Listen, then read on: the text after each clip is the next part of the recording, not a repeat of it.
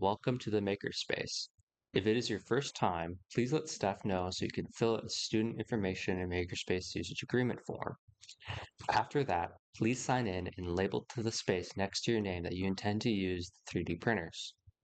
The 3D printers are only to be used through the provided desktops in the Makerspace. These can be signed into using your school account, though this may take some time as the first you signed onto them.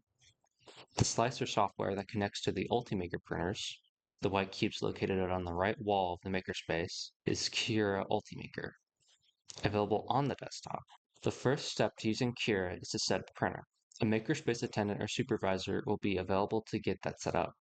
The slicer software for the Formlabs printer, the gray and orange box left to the door, is Preform, which is also on the desktop. The application will be able to see the printer by itself, although any and all prints must be approved before sending to the machine. The slicers turn STL files into usable G-code that the printers can read. The G-code itself can be placed into the slicers alongside some other file formats.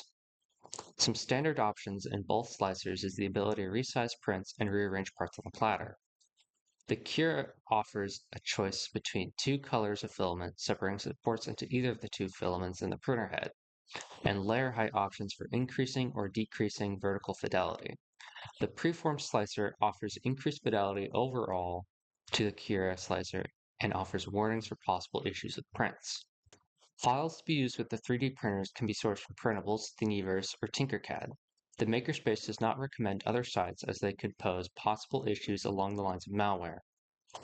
Again, any and all prints must be greenlit by a Makerspace attendant or supervisor. Weapons, drug paraphernalia, or inappropriate content cannot be printed. Parts should not go over 12 hours, and all prints are paused at the close of Makerspace, not the library, and continue the next day.